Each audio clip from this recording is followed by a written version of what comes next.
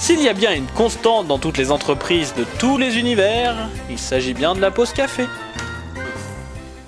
Mais si, bon, on a toujours eu des petits soucis d'éclairage et de son, hein, ça on va pas se le cacher. On va demander à Houston, le techos, de s'en occuper. Mais si, il va s'en occuper, enfin, c'est... Prof? Mais qu'est-ce que vous foutez là?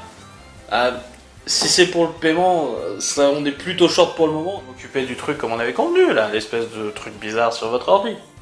Pour continuer, non, ça va pas être possible. Mais je vous l'avais dit par mail, non, ça? Oh, moi, vous savez, s'il le faut, je peux le faire gratuitement, hein, c'est... Pour l'amour de la science, hein. Si vous voulez continuer gratos pour la beauté de la science, je vais pas vous arrêter, hein, mais... ça va pas à l'encontre de tout ce que vous m'avez dit la première fois. J'accepte de le faire gratuitement, y a pas de souci. Bon bah d'accord, mais évitez juste de faire trop de bruit, on va tourner dans pas longtemps. Oh mais ne vous en faites pas, hein, je serai silencieux, je serai aussi silencieux qu'une tombe carpée. De toute façon, s'il y a le moindre bruit, la vidéo, ce sera bien le cadet de nos soucis, hein. A tout à l'heure. D'accord. Attendez, quoi? La série Supergirl arrive sur un CW, toujours le lundi, et un crossover est d'ores et déjà programmé entre Arrow, Flash, Legend of Tomorrow et bien sûr la série Supergirl. Tant qu'on est sur les crossovers, on pourrait avoir un épisode qui réunirait les Teen Titans Go aux Super Nana. C'est Mojo Jojo qui va encore prendre cher. Bon, comme annoncé la dernière fois, Agent Carter ne connaîtra pas de saison 3, ou en tout cas pas sous cette forme, mais par contre, contrairement à ce que j'avais dit la dernière fois, eh bien il y aura pas de spin-off Marvel Most Wanted. Je pense qu'on peut s'en remettre. Les droits de Namor le Submariner seraient bel et bien du côté de Marvel Studios. Et tout d'un coup, j'ai juste envie de chanter le générique français du cartoon des années 60. Et si jamais vous l'avez pas en tête, vous n'avez pas encore regardé la série. Bryan Singer veut refaire des films X-Men avec un seul personnage, ce coup-ci sur le personnage de Mystique. La chaîne AMC va produire 6 documentaires d'1 heure chacun consacrés aux super-héros, et c'est une très bonne nouvelle. Le producteur Greg Berlanti puis le scénariste Zack Stentz nous l'ont confirmé, un film Booster Gold serait bel et bien en préparation. Et en tant que fan du personnage, j'attends d'en savoir plus. Pendant ce temps-là, chez la Fox, on espère toujours réussir à produire des films 4 fantastiques. Le film Wonder Woman vient d'achever son tournage. Rick Famuyiwa, qui a réalisé entre autres les films Sundance ou Dope, va donc produire le film Flash.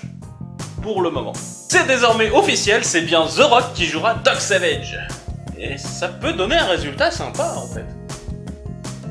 La série Krypton, que l'on croyait morte et enterrée, vient en fait d'être ressuscitée par une autorisation de tourner un épisode pilote. Pour la chaîne Sci-Fi. Oh boy. Toujours dans les résurrections, Joe Hill repart en bataille pour tenter de faire adapter Lock and Key sur les écrans, ce coup-ci avec l'aide d'IDW. Bon, c'est pas fait du tout, hein, mais autant d'acharnement, ça mérite quand même une mention. La saison 3 de Gotham veut faire apparaître comme antagoniste Solomon Grundy, le Chapelier Fou, ou encore Talon. Dans la série Luke Cage de Netflix, l'on pourrait par contre retrouver en antagoniste une très jolie allitération en S, la Serpent Society. La série Robot Chicken, qui a l'habitude de faire des épisodes spéciaux centrés sur des licences comme Star Wars ou DC Comics, va ce coup-ci s'attaquer à The Walking Dead. La compilation des 2 premiers jeux Batman Arkham, à savoir Batman Arkham Asylum et Batman Arkham City, sortira donc bel et bien en HD. Mais avec des petites modifications qui font qu'en fait l'ambiance passe vachement moins bien. À force de trop lisser les polygones, on perd finalement la valeur d'origine. Concernant de nouveaux jeux vidéo, il y aurait quelques rumeurs sur un TPS Suicide Squad, et aussi d'un jeu Batman Arkham qui se déroulerait dans le futur avec Damian Wayne sous la cape du Chevalier Noir. Et aussi, eh bien, on aurait Injustice 2, et là, c'est pratiquement sûr, quoi. Je veux dire, on a des trailers qui fuitent de l'E-Cube et tout. Non, je pense qu'on l'aura. Du côté de DC Comics, ça va pas trop mal, merci. En effet, DC semble profiter de l'arrivée de DC Rebirth pour changer encore de logo. Le précédent datant seulement de 2011, DC commence drôlement à ressembler à une adolescente qui ne sait pas quoi mettre pour son bal de promo. Bon, après, ce logo peut rappeler le logo de la compagnie pendant une partie des années 70, ce qui peut rappeler leur envie d'héritage actuel. En parlant d'héritage d'ailleurs, DC met carrément les pieds dedans. Ils décident de donner une suite à The Legend of Wonder Woman, un comics numérique vraiment pas mauvais, et Six Pack, un personnage créé par Garth Ennis, revient dans une nouvelle mini-série Six Pack and Doug Wilder Hard Traveling Heroes. On va même jusqu'à ressusciter les morts en leur faisant faire des couvertures, comme en reprenant des illustrations de feu Michael Turner pour faire des couvertures variantes en collaboration avec Aspen. Y a pas à dire, le recyclage, y a que ça de vrai. Bon, parlons aussi un petit peu de Rebirth, ce qui quand même marche vraiment pas mal en ce moment. Après tout, le one-shot de 80 pages n'en est qu'à son 3e tirage, et tous les numéros 1 sortis plutôt récemment, à savoir Batman, Superman, Green Lanterns et Green Arrow, vont connaître quant à eux un second tirage. Quant au papa, si l'on peut dire cela, de Rebirth, Geoff Johns, eh bien il est catapulté en tête de la division film de DC Comics, avec dans l'idée de rendre ça un peu plus optimiste. Par contre du coup ça risque de lui prendre pas mal de temps au bonhomme, et on peut penser qu'on risque de ne pas le voir sur un comics avant un petit bout de temps. Sauf qu'il nous a promis Rise of the Seven Seas et doit superviser l'ensemble des titres Rebirth avec dans l'idée de faire tous rejoindre dans 2 ans. Bref, il n'y a plus qu'à attendre pour voir comment tout cela va se goupiller. Et du côté de chez Marvel, en face, que fait-on ? Bon déjà, Marvel tient absolument à ce que vous rappeliez qu'il existe un petit truc appelé Civil War 2, et pour être sûr que vous vous en souveniez, ils ont encore annoncé un petit tie-in en un seul numéro, ce coup-ci sur Ulysse, l'inhumain qui va foutre le bordel. D'ailleurs en parlant de bordel, on peut parler du comics Brilliant de Brian Michael Bendis et Mark Bagley, dont on attend les numéros 6 et 7 depuis 2012 environ. Marvel a donc décidé en 2016 de les annuler définitivement. En parlant de fin d'ailleurs, on approche aussi de la fin de la bonne série Dark Vador de Kieron Gillen, qui arrive à la fin de son histoire et préfère ne pas trop l'étirer, un peu comme du Nutella qu'on aurait étalé sur une tartine trop grande. Et très franchement, vu qu'on parle d'un comics qui s'imbrique dans un univers bien plus vaste, il faut quand même trouver une fin à un moment, histoire d'éviter de contredire le reste de l'univers. Ça me semble parfaitement normal de l'arrêter à un moment. Et pourtant chez toi Marvel, c'est pas l'habitude d'arrêter les choses, hein. Marvel décide en effet de revenir à l'appellation Marvel Now, une appellation qui date seulement de 2012, 4 petites années de rien du tout pour nommer son univers après Civil War 2, ce qui implique que le relaunch annuel chez la Maison des Idées est une idée très fortement implantée. Et toujours avec le même discours commercial d'ailleurs. Bon, on va tester un petit truc ici, hein. Vous allez voir, c'est assez expérimental, on va faire un petit truc genre karaoké. Voilà. Alors, non, vous inquiétez pas, vous connaissez déjà les paroles, vous les avez déjà entendues, elles sont là-dedans, voilà. Oh mon dieu! Mais vous voulez dire que Civil War sera un événement qui va bouleverser l'univers Marvel à tout jamais, et qu'après cela, plus rien ne sera comme avant? C'est bien.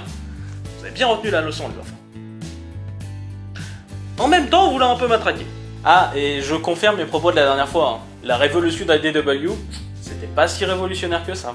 En fait, il ne s'agissait que de la com pour un event en 5 numéros qui sert de crossover avec toutes les licences d'Hasbro, à savoir Transformers, G.I. Joe, Rome, Mask, les Micronautes et Action Man. Bref, un peu comme ce que cherche à faire Hasbro au cinéma.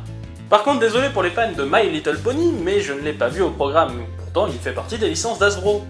Désolé pour vous, ce ne sera pas encore cette fois qu'Applejack défoncera les couilles d'Action Man. Ce mois-ci, Valiant a tenu son Valiant Summit et nous a livré pas mal d'infos. Niveau nouvelle série, on aura droit à Harbinger Renegades par Raphael Roberts et Derek Robertson, Génération 0 de Fred Van Lent et Francis Portela en ongoing, et pas mal de mini-séries en 4 numéros.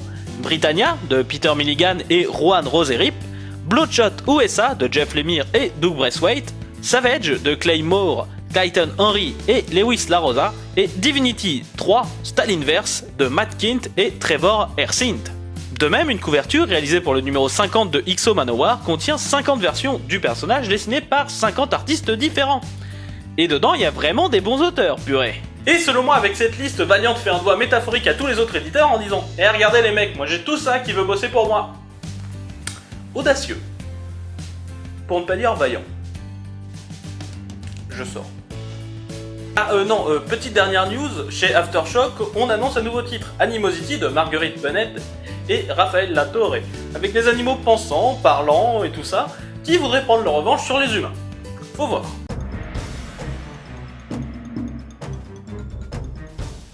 Ouais, non, désolé, j'avais totalement zappé la zone spoiler, désolé, c'est encore un truc nouveau. Voilà, alors ce mois-ci c'est assez marrant, mais je n'ai mis que des éléments de la communication des Big Two dans la zone spoiler, à savoir Marvel et DC.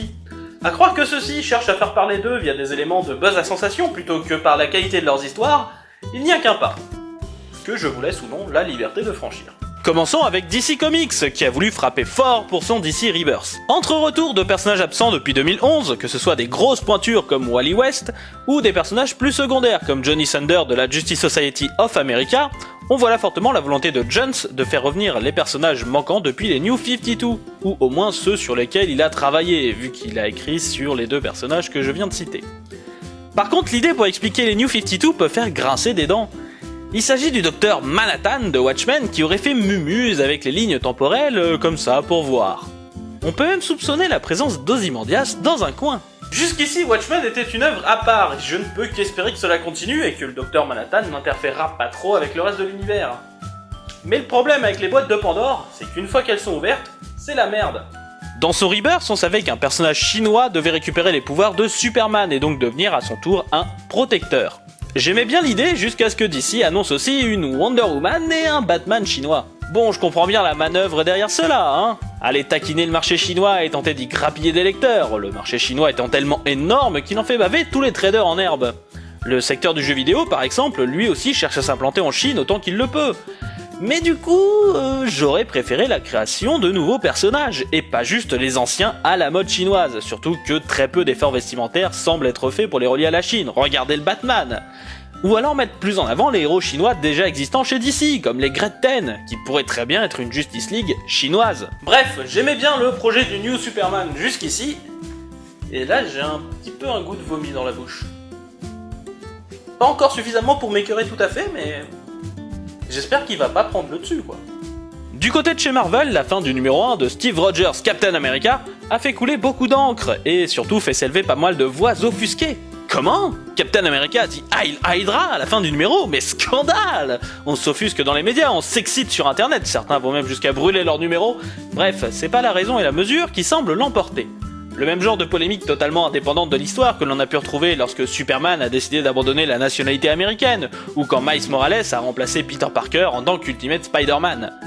Bref, pas des réactions très raisonnables ou raisonnées, des éléments montés en épingle pour faire parler ou faire vendre, ce coup-ci pas forcément de la part des éditeurs de comics, mais des pseudo-analyses sur les comics, de la part de gens qui d'habitude ne leur adresseraient même pas un regard en temps normal, tellement le monde des gens qui lisent les comics est finalement petit par rapport à leur notoriété. J'aimerais rappeler qu'il ne s'agit qu'un cliffhanger d'un numéro 1, un cliffhanger là pour amener le lecteur à rester pour avoir la solution du mystère, pas plus. Le numéro par ailleurs est pas franchement mauvais en lui-même, et le recours à un cliffhanger choquant est parfaitement normal dans un média sérialisé comme les comics. Le seul reproche possible étant possiblement la redondance, vu que Captain a déjà été affilié à l'Hydra dans des runs passés. Bon, après, les soucis de cohérence avec l'ensemble de la timeline, c'est clairement pas un souci pour Marvel en ce moment, et si l'histoire est bonne, pourquoi pas ? Il ne sert à rien de hurler au scandale en hurlant que Captain America est désormais nazi, ce ne sera tout au plus qu'un passage dans l'histoire du perso en attendant le retour au statu quo, et même cela peut n'être qu'une ruse d'un capitaine pour infiltrer l'organisation. Il existe des tonnes d'explications et le média n'a que faire de vos tentatives de reprise plus ou moins politisées. Quant à toi, fan excédé, quant au fait de brûler des comics, je ne saurais te le reprocher outre mesure, sinon je devrais aussi demander des comptes à Serge Gainsbourg et à Linkara. Mais sache au moins que quand Linkara brûle un comics, c'est de 1 assez rare, de 2 il s'agit d'une histoire dont il a pu lire l'intégralité, pas juste un numéro 1, et surtout, le monsieur passe au moins 20 minutes d'explication auparavant pour expliquer la raison de son geste. Bref messieurs, je vous engage en tout et pour tout, au lieu d'ergoter dans le vent, de vous poser, vous calmer un petit peu, de réfléchir au pour et au contre, si possible d'attendre que l'histoire, ou en tout cas l'arc soit fini, de voir l'ensemble et ensuite de revenir nous expliquer si vous trouvez que c'est bien ou mal, de façon argumentée et réfléchie. Ça fait du bien. Et voilà, c'est la fin de ce Comics Actu, mes collègues et moi-même vous remercions de votre fidélité, et on espère que... Prof, qu'est-ce que vous avez encore foutu ?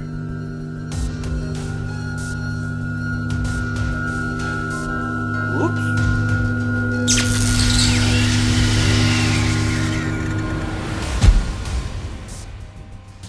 Houston, on a un problème.